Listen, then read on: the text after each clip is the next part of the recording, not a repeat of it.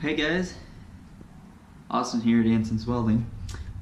First off, just want to apologize because I didn't get you a video over the weekend. I was actually going to film some stuff out where I keep my goats, and well, bit of a funny story, plans got changed. We were on the way out there, my girlfriend actually asked, "What are you going to do all week?" And I told her, and I thought it was weird, and come to find out she had to go to Ohio for work. So, on the bright side, we're gonna get a lot of videos in this week. So, just to give you guys some content, I'm gonna give you a look at some of the basic tools I keep here with me and not at my brother's, which is where you saw the yellow truck and the Dakota and that black trailer, and we put the landing gear and on all that. So, these are just some tools I keep over here with me to do maybe maintenance on my own stuff, or if I get a little job, I can generally get it done with just the stuff you see here. But anyway, so I apologize for the mess. Like I said, kind of caught me off guard, but what do you do? So anyways, here we go. Alright, so first off, I'm just gonna give you guys a look at the workbench. And like I said, forgive me, everything's a mess. But we keep kind of the basic essentials, screws, nails, you know, when I buy stuff, if it's cheap, I'll buy a couple of them. Some PB Blaster, nails. Well, we got more power steering fluid over here. We got some oil. We got our one of our chop saws, some antifreeze, some slime, some lights, some cheap drill bits, some spray paint, and then on this side I keep speed squares. This is actually part that has to go on the Cummins that I haven't put on yet. Pry bars, C-clamps, this is just trash, ear protection, and then we got some blue gloves back here. Hammer. This is actually kind of cool here, this rebarb. We actually use that for a wood hook, but it's great for dragging stuff around, but I don't feel like lifting. If I'm ever gonna get, for when I weld heavy stuff, which I don't actually think I've used, we got 3-ton Craftsman floor jack, which you know, I love it, but glad I didn't buy the 2. Wish I would have bought the 4. Then this here, I don't even know, 36-inch pipe wrench. I don't actually use it for pipe, I just use it for bending stuff, tweaking stuff. You know, when you're welding, sometimes you weld and then it shrinks on one side and tweaks it on the other, so you just gotta tweak it back. And then some more coolant, a catch pan. What do we got under here? You've noticed there's a lot of, well, not a lot, but a good amount of DeWalt tools here. I'm gonna do a review on all of them. And what I was we were shopping the other day, and we ran into Harbor Freight, and girlfriend and I, we were just kind of talking. It might be a good video. If you guys are interested, you'll have to let me know, because I'm down to do it, because they got that Hercules power tool line now. I've heard pretty good things about it, but in their advertisement they put it, you know,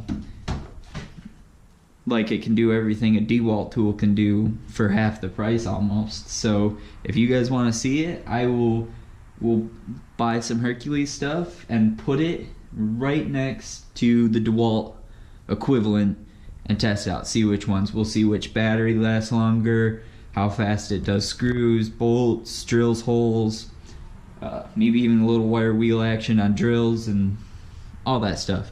So if you guys wanna, that's something you guys would be interested in seeing, just leave it down in the comments below. But so anyways, back to it. We got some stuff here. The Charger's a really nice car. We're gonna do a video on that later this week, and it might even be me kind of detailing it. But it's a nice car. It's one of the nicest things I've ever owned. So I like to try and keep it that way. So I do this about once a month. But then we just got one of my little toolboxes. Again, I'm sorry for the mess. These are just parts from when I put headlight assemblies on the truck. It's always good to keep levels. That sounded like trash. Just some bits. More trash. We got trash right here. Oh, it wasn't trash. It was a funnel. Which we just pile up there. So anyways, in here I just keep like the basic odds and ends. I think this is a half-inch stuff. Ooh, that's supposed to be 3/8 stuff, but I had to pull them out the tool. And then just a little 1/4-inch drive. Then some of the wrenches, odds and ends, bits, and a couple screwdrivers and some Allen wrenches. And I want to say these are drill bits, junk ones probably. Things old. And then some specialty tools, voltmeter, pliers, breaker bars, torque wrenches. My favorite screwdriver. I like it so much because of how it fits in your hand. And I can get my fingers in here and really twist on stuff. Everybody thinks it's ugly, but I love that damn thing. Darn it, excuse me. Monkey wrench. This actually belongs in the impact bag. Some pry bars. Clippers.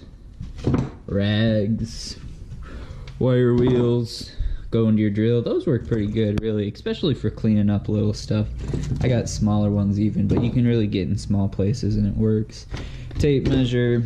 Like I said, I just keep this collection here. I use this for a punch when I couldn't find one. I just keep this collection here because a lot of it's grab and go, grab and go. I do very little work actually here. But that probably changed pretty soon. Now that I'm doing this, get you guys some content. Under here, we got a lot more DeWalt tools. But first off, we got some extension cords. This is actually a 5th wheel rail that I got off trade. I think I was way back in the days where I used to be a butcher. I think I was butchering some meat for a guy one winter. Or no, it was I think it was my brother, and he was like, I don't have any money to pay you, but I got this extra 5th wheel rail if you want it. Sure. Needed one eventually. The 3-ton floor jacks that went with that. And then this, you know, here in the great state of Michigan, we got, it's like 30 degrees here. This thing, I mean, it just hooked right up to propane. Hit the pilot on. It's not hooked up right now, but then you can crank it up. And then back here, you guys get a better look at that. Back here is the on-off switch. And it blows. And being that this is a little shop, it keeps it warm. But we got some towels. And then this was just bag. We got a hammer, bunch of safety glasses, and my cap. And I think just some screws down there. I was dividing up the stall for the goat pen. So this is, it's a great starter welder. This was my first MIG welder. We used it pretty much just for like automotive, like body repair, light stuff. But it's a Clark MIG 130. It's fan cooled. It's 120 volt only. But I mean, it's just been a great machine, you know.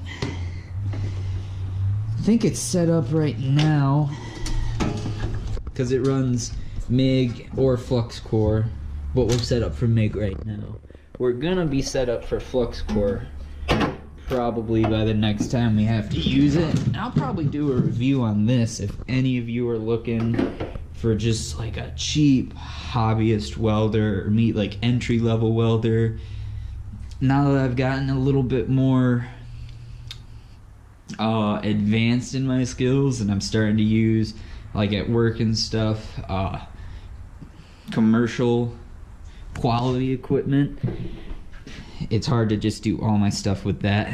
And we'll probably be getting some equipment here shortly. And then we're gonna do unboxing and reviews on that, so stay tuned. And then so this next part, if you live in Michigan or any of the states that have rust and you want to start doing stuff outside and you're trying to decide what tools do I need, like I said, if you live in a state with rust, there is no way around it. Get yourself a set of torches. This isn't a great set, you know, it's not a very big oxygen tank, and mine just runs off propane. But I'd buy this if I was just like a hobbyist, maybe even just a farmer. I'd probably buy a set of torches, especially if I lived up north where we get, you know, nothing but salt everywhere and stuff rusts. I'd probably get a set of torches before I got a welder. That's just me, but that's probably what I would do. But I got them all closed off because, like I said, most of my stuff is kind of on the go. So there's no sense in loading it off the truck, hooking it up here, just load it up on the truck next time I need it. I haven't really used it here. But just show you a little bit what I got. I keep these laying here because you don't want to hurt those. I keep an adjustable wrench with it at all times to hook it and unhook it. I keep a cutting torch on it. That would be about probably your normal if you're just starting out, because you can cut with it, and I heat stuff up with it too, unless I got like a large surface or anything to heat up. This is what, and we always call them a rosebud. I'm pretty sure that's the technical term for them, but don't quote me on that. And what it is you have that much that lets off heat, and you can really heat up a big surface with it. Whereas the cutting torch, you just have that, focus. That little itty bitty hole in there that lets off a good flame. And then somewhere in here, see, we got some soapstone laying around. But somewhere in here, this is some really old brazing rod. And if you get one, I need to get a new set. But just a moment here. Tip cleaners. These are real important when it comes to this stuff, because one, nobody likes to listen to it, and you know, I mean, you can, I don't know, it's been so long since I've bought any of these. I don't even know if I bought this one. It might have just came with it, but I'm sure you can pick them up for next to nothing. Goggles, mine can flip up and it's clear, and then flip down. I think those are just a shade 5. I'll be honest, most of the time I just use my sunglasses, which are a shade 5. But then we got this. These are, you know, I like them because I do a lot of my work by myself, and it's good for getting, you got a few different angles there. You don't have to have anybody else help you tack weld it. So then we got a couple, and there's probably not tons of people out there that even know what these are, but these are welding tips for what a lot of people refer to it as oxygen and acetylene welding, where in our case it's oxygen and propane, but all the same fundamentals. I'm not sure what size these are, but this just lets off an even smaller flame than your cotton torch, a cooler flame, and you'll heat up the metal, get some filler rod and dip it in there. When I was learning how to TIG weld, that's how I started, was on a set of torches just like that, just to get the dip in and the motion down, and then the transfer to TIG using a foot pedal, it was a lot easier. So like I said, with this you can heat, you can cut, and you can weld. You know, you're not going to be doing, you know, big stuff, you're going to be doing a lot of passes, and it's nowhere near as fast as a MIG welder. But if you're on a budget, and you, especially if you live up north where there's salt and you know, you can spend an entire day fighting one bolt. Torches are the best thing, you know. At the shop, we got a rule. A bolt has 5 minutes to cooperate, or it's meeting the torches. And it saved so many projects. But so anyways, then we just got this, that's just a dog cage. It's kind of just thrown here for storage. I do on occasions use it for something, you know, shake stuff out with it, or it finds its uses. And then just a collection of wood from last summer, and then building a couple of the benches and stuff like that. And the reason, if anyone is wondering, I have this Lincoln, or I'm sorry, excuse me, that is not a Lincoln, that welder sitting on a board is we're still getting like almost below 0 nights here.